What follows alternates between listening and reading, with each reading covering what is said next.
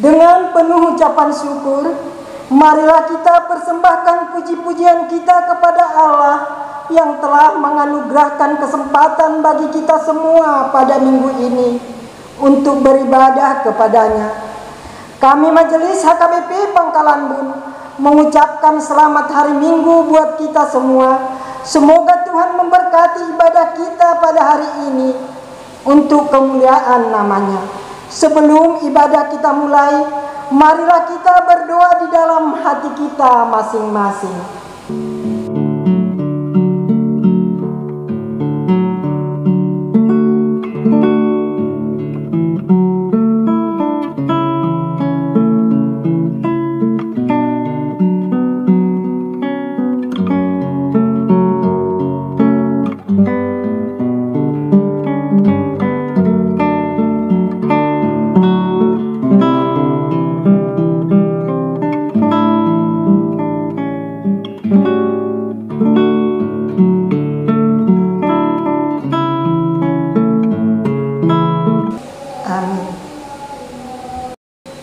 Kita bernyanyi.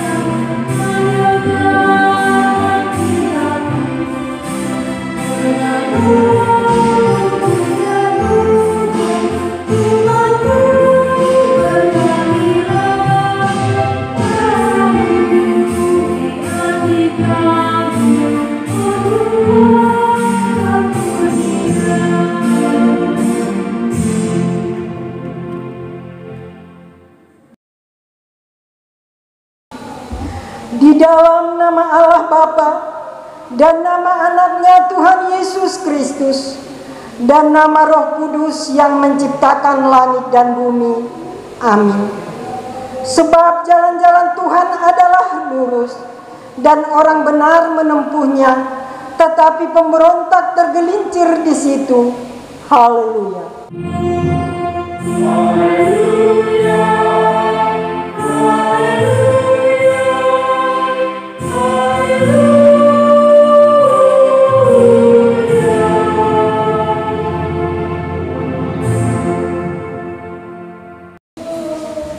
Marilah kita berdoa.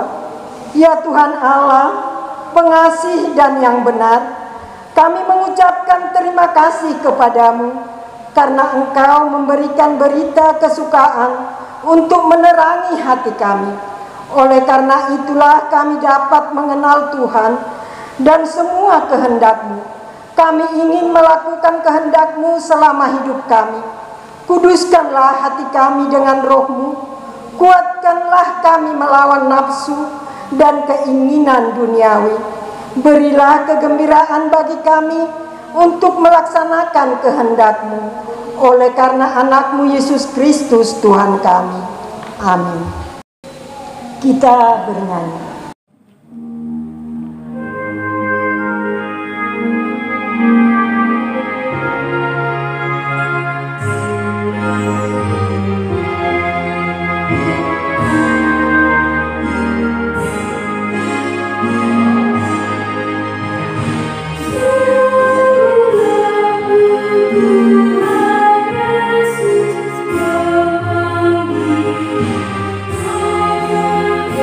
Oh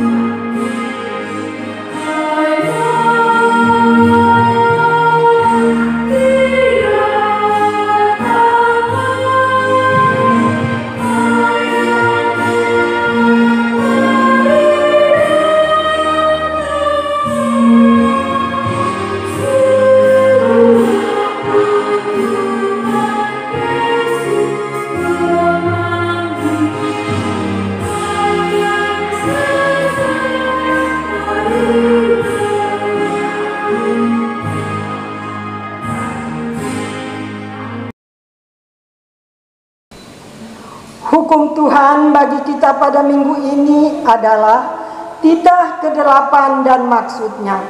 Titah ke-8, jangan engkau mencuri. Maksudnya adalah kita harus takut serta kasih kepada Allah. Sebab itu jangan kita mencuri uang atau harta sesama manusia, atau mempergunakan tipu daya, menjatuhkan usaha dan niaga sesama manusia untuk kepentingan kita. Kita harus membantu memajukan usaha mereka serta memeliharanya. Marilah kita bersama-sama memohon kekuatan dari Tuhan. Ya Tuhan Allah, kuatkanlah kami melakukan yang sesuai dengan hukum-Mu. Amin. Kita bernyanyi.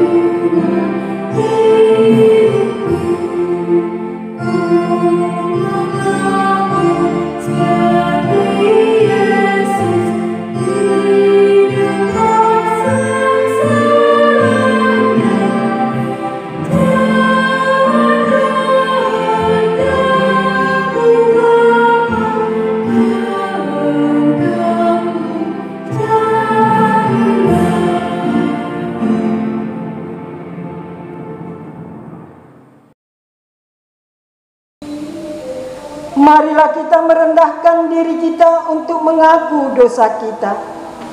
Ya Allah, Bapa kami yang Maha Kuasa dan Maha Pengasih, kami orang berdosa yang hina ini datang ke hadapan-Mu yang kudus dan mulia, mengaku dan meminta keampunan segala dosa dan kejahatan kami.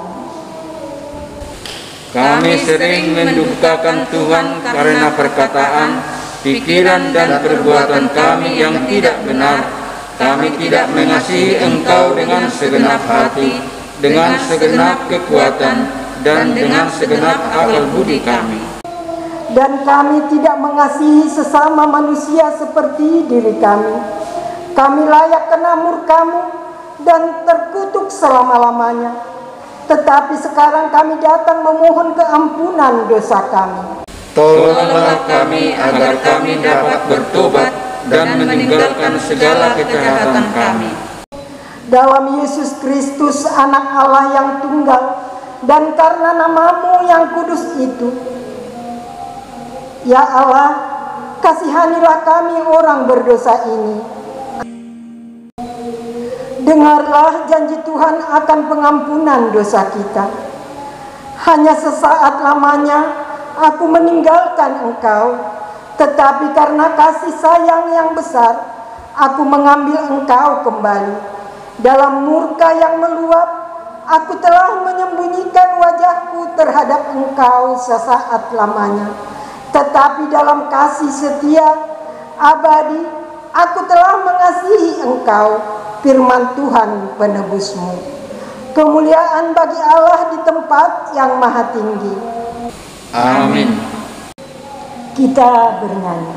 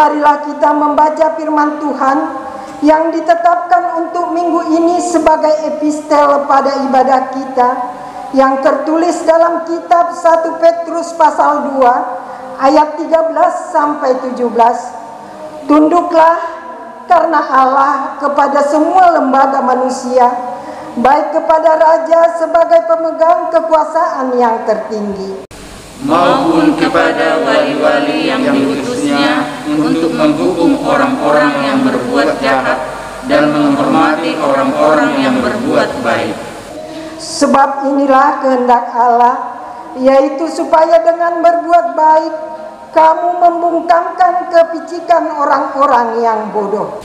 Hiduplah sebagai orang merdeka dan bukan seperti mereka yang menyalahgunakan kemerdekaan itu untuk menyelubungi kejahatan-kejahatan mereka, tetapi hiduplah sebagai hamba Allah.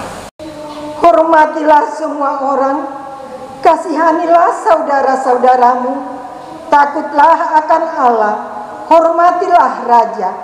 Demikianlah firman Tuhan. Berbahagialah orang yang mendengar firman Allah serta memeliharanya. Amin. Kita bernyanyi.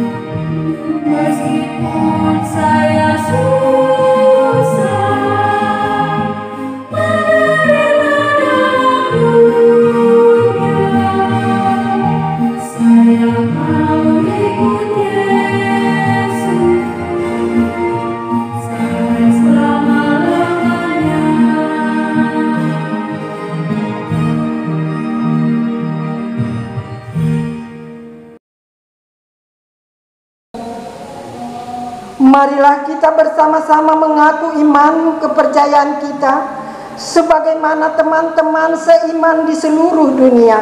Kita bersama-sama mengucapkannya. Aku percaya kepada Allah Bapa yang Maha Kuasa, Khalik langit dan bumi. Aku percaya kepada Yesus Kristus, anaknya yang tunggal Tuhan kita, yang dikandung daripada Roh Kudus, lahir dari anak darah Maria, yang menderita sengsara di bawah pemerintahan Pontius Pilatus, disalibkan, mati dan dikuburkan, yang turun ke dalam kerajaan maut. Pada hari yang ketiga, bangkit pula dari antara orang mati, naik ke surga, duduk di sebelah kanan Allah Bapa yang Maha Kuasa, dan dari sana akan datang kelak untuk menghakimi orang yang hidup dan yang mati. Aku percaya kepada Roh Kudus dan adanya suatu gereja yang kudus, persekutuan orang kudus, pengampunan dosa, kebangkitan daging, dan hidup yang kekal. Amin.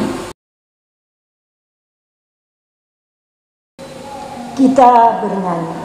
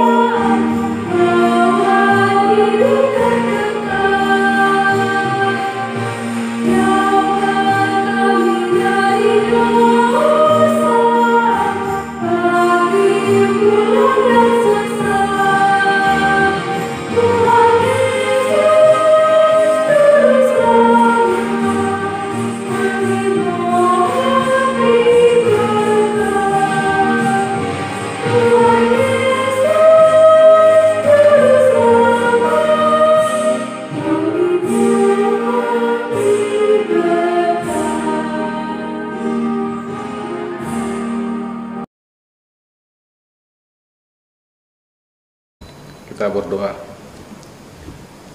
Damai sejahtera Allah yang melampaui segala akal, itulah yang menerangi hati dan pikiran Bapak Ibu saudara-saudara di dalam Yesus Kristus Tuhan kita. Amin. Jemaat yang berbahagia, Bapak Ibu saudara-saudara yang dikasihi Yesus Kristus, kabar baik bagi kita pada minggu ini tertulis dalam kitab Ulangan pasal 15 dimulai dari ayat 12 sampai dengan ayat 18. Saya akan membacakan untuk kita sekalian. Demikian dikatakan,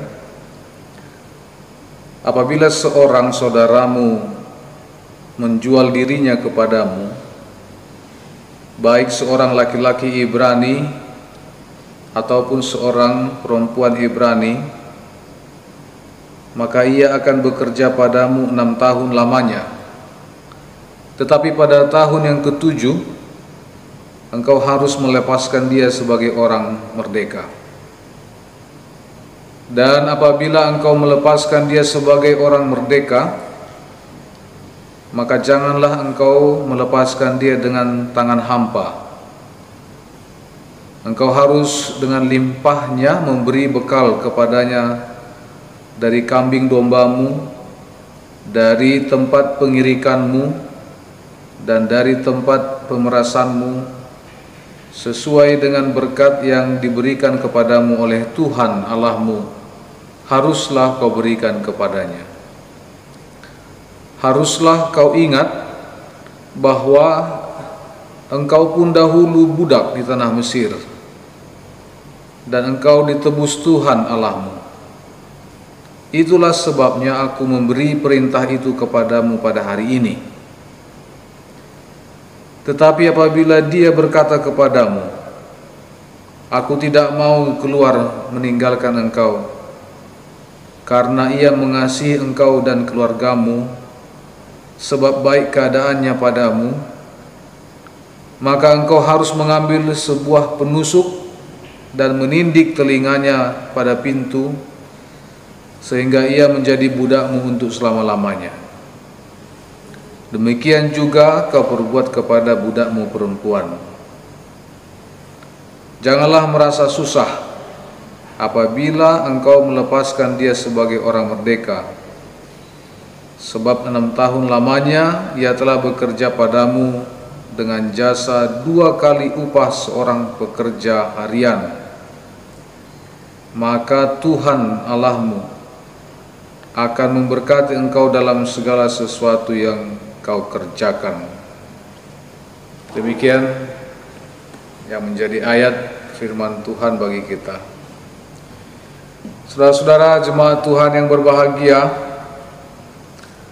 pada hari Senin besok kita akan merayakan hari kemerdekaan, dan kemerdekaan itu telah berusia 75 tahun, sebuah usia yang cukup dewasa kalau mengikuti ukuran umur manusia. Berbagai hal telah dihadapi oleh kita bangsa Indonesia, pemerintah dan negara, dan oleh karena seizin Tuhan kita masih bisa bertahan hingga zaman sekarang dan hingga tahun ini, bahkan hingga hari ini. Sangat berharga sekali sebuah kemerdekaan dan ditebus dengan begitu mahal, sehingga kita patut bersyukur bahwa kemerdekaan itu memang adalah sebuah kerinduan bersama, dan itu perlu dipertahankan dan terus diperjuangkan sehingga setiap pribadi mampu untuk memahami nilai kemerdekaan dan mengisinya dengan sesuatu yang berguna untuk masyarakat, bangsa, dan negara. Hari ini firman Tuhan menyapa kita sehubungan dengan merdeka dari perbudakan. Sebagaimana kita pahami bahwa setiap orang adalah pribadi yang merdeka. Di hadapan Tuhan setiap orang pribadi yang merdeka. Tidak ada satupun pribadi yang menginginkan dirinya tidak menjadi pribadi yang merdeka. Tidak ada seorang pun yang ingin atau bercita-cita menjadi pribadi yang terjajah. Oleh karena itu kita harus pahami dan menilai bahwa setiap orang adalah pribadi yang merdeka. Akan tetapi kadang kemerdekaan itu disalahgunakan. Merdekanya itu merdeka semerdeka-merdekanya, sehingga kadang pada suatu waktu tertentu kemerdekaan menjadi hal yang tidak berharga. Atau bisa kita katakan seseorang yang memiliki kemerdekaan, dia menghancurkan kemerdekaannya oleh karena sebuah kepentingan. Lawan atau sebuah hal yang tidak sejalan dengan merdeka atau kemerdekaan adalah perbudakan. Perbudakan ini juga bermacam-macam, Bapak Ibu, alasannya. Kalau dari segi iman, keberdosaan adalah awal dari perbudakan. Jadi orang yang tercebur ke dalam dosa, maka dia menjadi hamba dosa, sehingga dalam perilaku sebagai hamba dosa dia mengerjakan sesuatu yang tidak baik. Kita bisa sebut saja judi, pembunuhan. Ada orang yang melakukan tindakan penipuan, menjadi koruptor, menjadi orang yang menyukai pedukunan, mistik. Dia menjadi budak kegelapan, menjadi hamba kegelapan. Jadi perbudakan ini bermacam-macam alasannya. Menjadi budak untuk sesuatu, bermacam alasannya. Nah, kalau tadi kita mengatakan setiap orang adalah pribadi yang merdeka, maka berbicara tentang perbudakan adalah sesuatu yang menjadikan dirinya terikat oleh karena sesuatu yang dia inginkan. Umumnya seseorang menjadi budak kegelapan, menjadi hamba atau menjadi terjerumus dan dikuasai oleh kegelapan, umumnya alasannya adalah ekonomi. Orang bisa jadi pemain judi karena ekonomi, menjadi hamba dari narkoba, obat-obat terlarang karena ekonomi, menjadi koruptor itu juga karena ekonomi. Tidak mencukupkan apa yang ada padanya, tidak puas dengan sesuatu yang dimiliki. Salah satu alasan orang menjadi budak pada zaman sekarang adalah ekonomi. Menjadi budak seseorang, yaitu misalnya menjadi pembunuh bayaran, itu adalah alasan ekonomi. Apakah ekonomi itu karena memang dia membutuhkan, betul-betul dan sungguh-sungguh membutuhkan hal yang bersifat ekonomi, atau untuk sebuah kepuasan? Tapi yang pasti dia menjadi budak kegelapan karena ekonomi. Sesuai dengan istilahnya, sebagaimana kita pahami bersama, kalau sudah dikatakan menjadi budak atau menghambakan diri kepada sesuatu, itu artinya bahwa seseorang yang menjadi budak terhadap sesuatu atau untuk seseorang atau untuk sebuah komunitas atau kelompok, maka di sana dia tidak punya kuasa lagi atas dirinya. Yang mempunyai kuasa terhadap dirinya adalah orang yang dia ikuti, pribadi yang dia turuti, kelompok atau komunitas kemana dia menyerahkan dirinya. Itu yang sepenuhnya menguasai dirinya, menguasai kebebasannya. Jadi dia tidak lagi punya kebebasan. Dia tidak punya lagi yang namanya kehidupan sendiri. Hidupnya secara menyeluruh dikuasai hal lain atau dikuasai oleh orang lain. Apa yang dia kerjakan murni adalah apa yang dikehendaki orang lain. Apa yang dia lakukan itu murni yang diminta oleh sesuatu yang di luar dirinya, tuntutan yang di luar dirinya. Jika dia mau menjadi budak untuk hal lain di luar dirinya atau untuk orang lain. Nah, oleh sebab itu menghadapi ini, nilai-nilai kemerdekaan yang ada pada diri kita, pada situasi kita hingga saat ini, Bapak Ibu Saudara-saudara, berangkat dari firman Tuhan dan tema minggu kita pada minggu ini,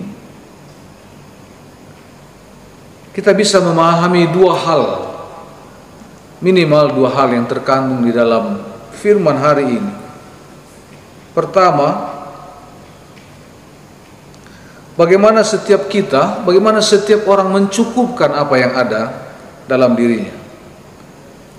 Kalau kita membaca dari Amsal pasal 6, di sana ada diungkapkan demikian.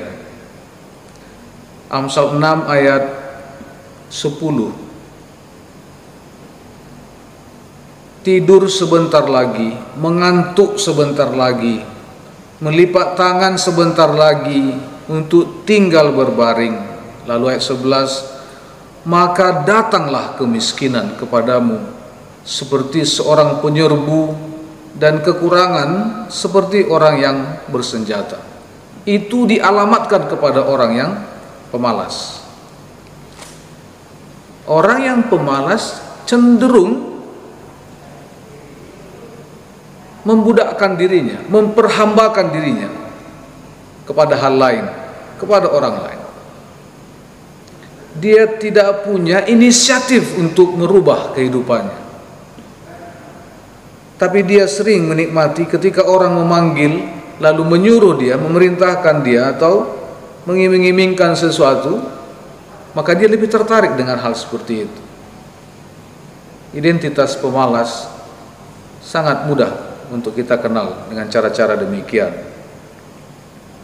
Nah, kalau dikatakan bagaimana setiap orang dalam hidupnya dapat bersikap mencukupkan apa yang ada pada dirinya, maka sebagaimana kita katakan tadi, umumnya alasan orang menjadi budak atau memperhambakan dirinya adalah ekonomi. Maka panggilan minggu ini sangat cocok sekali bagi kita untuk berkata, saya harus mencukupkan diri saya dengan apa yang ada, supaya kita juga tidak hamba atau tidak menjadi budak karena selera kita, tidak menjadi budak karena keinginan kita, sehingga kita menjumpai orang lain yang bisa mengakomodir, yang bisa memenuhi keinginan kita, padahal dia punya maksud tertentu terhadap kepribadian dan kebebasan kita, sehingga kita menjadi terikat. Tapi kalau setiap orang mengatakan cukup, bagi saya ini sudah cukup, maka pastinya tidak ada keinginan untuk menjerumuskan dirinya tergantung kepada orang lain atau dikuasai oleh keinginan-keinginan yang ada dalam dirinya. Jadi pertama adalah kita dipanggil, cukupkan apa yang ada padamu, sehingga engkau menjadi orang yang merdeka, sehingga engkau tidak jadi pribadi yang menghambakan diri atau menjadi budak terhadap keinginanmu, terhadap orang lain, atau terhadap sesuatu yang kau inginkan, yang lahir dari keinginan-keinginan kedagingan. Dengan demikian kita terus memiliki kesadaran supaya apa yang menjadi lawan dari kemerdekaan, yaitu sikap kita yang menginginkan sesuatu lebih dari yang sudah diberikan Tuhan, bisa tersisihkan dari kehidupan kita. Yang kedua, panggilan minggu ini kalau dikatakan merdeka dari perbudakan, kita juga terpanggil Bapak Ibu, saudara-saudara, bagaimana setiap kita tidak menjadi orang atau pribadi yang menindas orang lain. tidak menjadi pribadi yang merusak orang lain demi kepentingan kita atau tujuan kita yang lebih besar. Jadi setiap kita dipanggil, engkau tidak boleh menindas orang lain ketika kita sudah diberi oleh Allah kemerdekaan. Kalau kita simak dari ayat 15, Allah berkata, haruslah kau ingat bahwa engkau pun dahulu budak di tanah Mesir, dan engkau ditebus oleh Tuhan Allahmu. Jadi setiap orang dipanggil Tuhan supaya dia tidak menjadi pribadi yang menindas orang lain, supaya dia tidak menjadi pribadi yang membuat orang lain menjadi terpinggirkan, menjadi pribadi yang dipanggil oleh Allah membantu orang lain, menaikkan harkat dan martabat orang lain, bahkan menempatkan orang lain sebagaimana dia adalah ciptaan Tuhan yang bebas dalam kepribadiannya. Jadi kita dipanggil untuk membuat orang lain memahami bahwa dalam dirinya ada kemampuan, ada potensi yang dia miliki, ada sebuah keistimewaan yang tidak dimiliki oleh orang lain di dalam dirinya. Jadi kita menjadi pribadi yang memerdekakan orang lain, tidak menjadi pribadi yang menindas orang lain. Bapak Ibu mungkin punya banyak usaha, ada perkebunan, ada usaha dagang atau usaha-usaha lain yang bergerak dengan memakai tenaga atau karyawan. Atau mungkin kita memiliki pekerja di hadapan kita yang gajinya mungkin di bawah UMR ya, atau UMK, upah minimum regional. Artinya mereka menerima upah atau gaji dari kita sebagai yang memiliki usaha itu di bawah nilai standar, upah standar yang normal.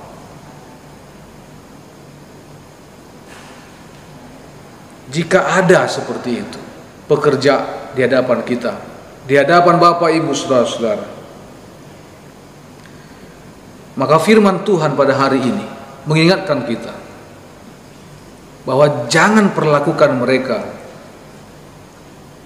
dengan tidak manusiawi.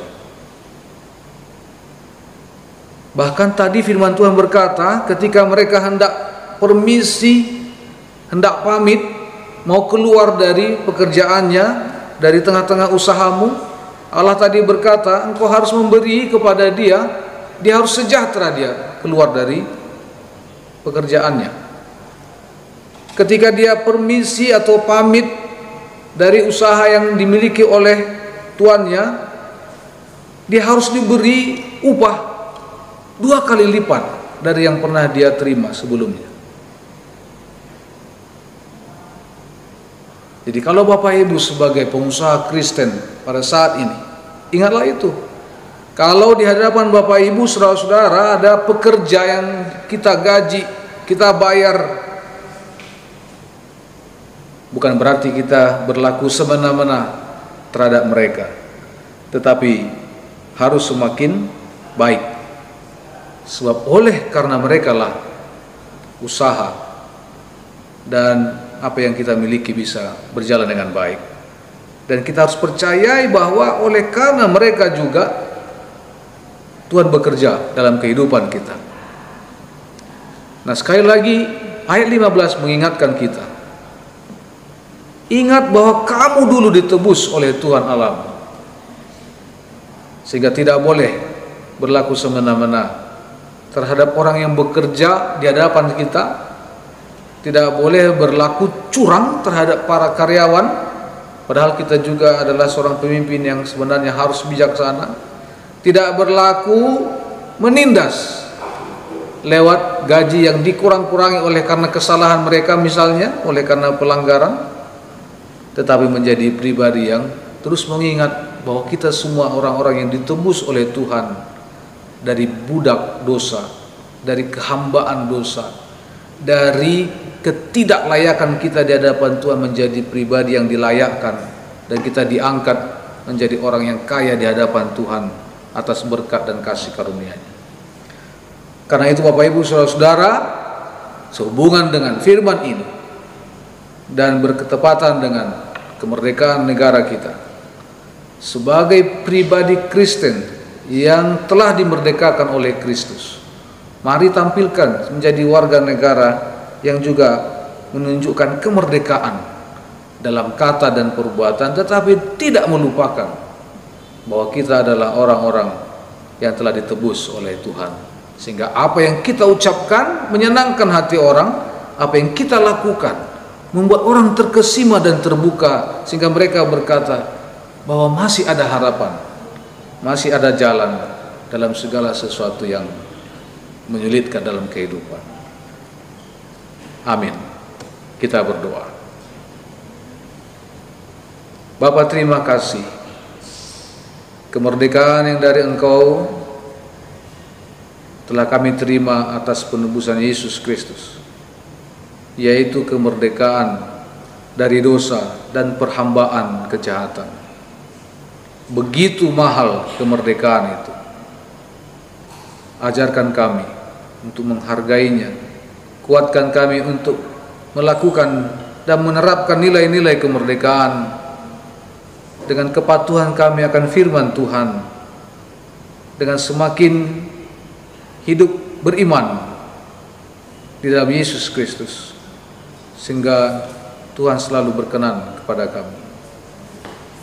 Firman-Mu pada hari ini juga memanggil kami untuk mencukupkan apa yang telah Engkau berikan, dan tidak menjadi pribadi yang menindas orang lain, sehingga bersama-sama kami boleh melihat dan menghadap kepada Tuhan untuk menerima bimbingan dan menerima kekuatan, supaya pada masa-masa yang akan datang kami menemukan kembali kebebasan, kemerdekaan yang lebih lagi dari Tuhan, sehingga kami boleh Engkau pakai untuk menetapkan kemerdekaan itu juga menjadi milik bersama dalam kehidupan.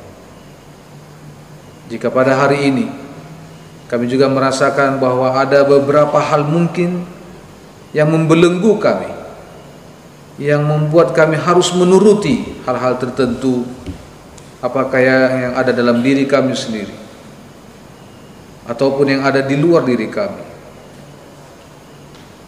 Ya Tuhan, kasihanilah, bantulah kami lewat Roh-Mu agar kami teguh jaya dan menjadi pemenang mengatasi segalanya.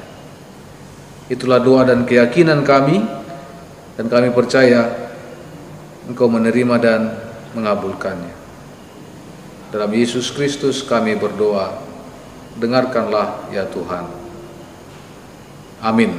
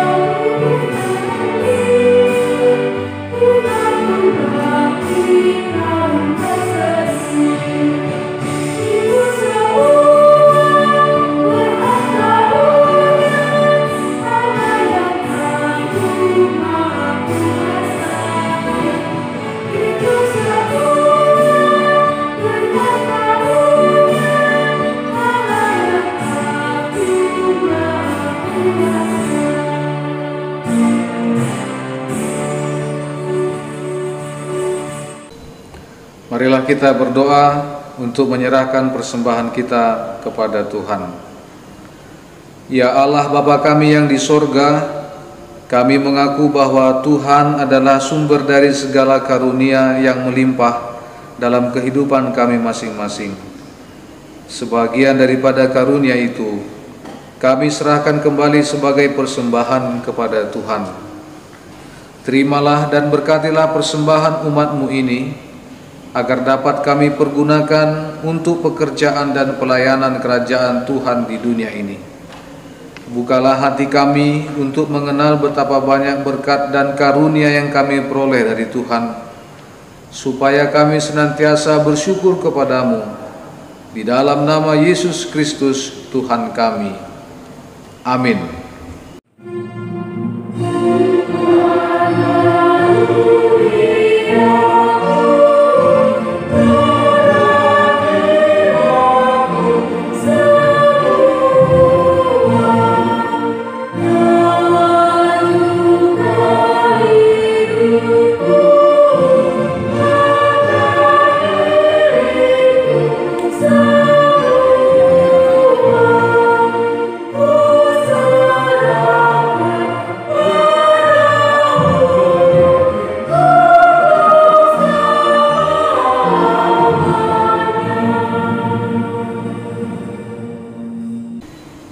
Bapa kami yang di sorga, dikuduskanlah namamu, datanglah kerajaanmu, jadilah kehendak-Mu di bumi seperti di sorga. Berikanlah kami pada hari ini makanan kami yang secukupnya, dan ampunilah kami akan kesalahan kami, seperti kami juga telah mengampuni orang yang bersalah kepada kami. Dan janganlah membawa kami ke dalam pencobaan, tetapi lepaskanlah kami daripada yang jahat.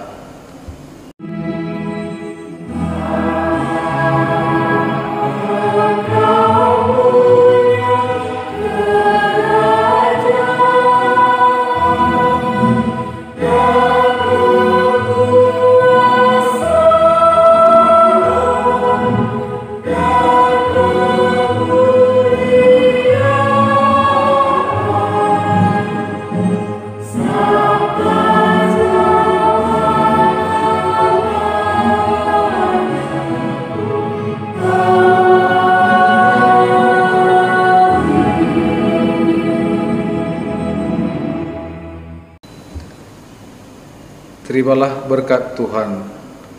Tuhan memberkati engkau dan melindungi engkau. Tuhan menyinari engkau dengan wajah-Nya dan memberi engkau kasih karunia. Tuhan menghadapkan wajah-Nya kepadamu dan memberi engkau damai sejahtera. Amin.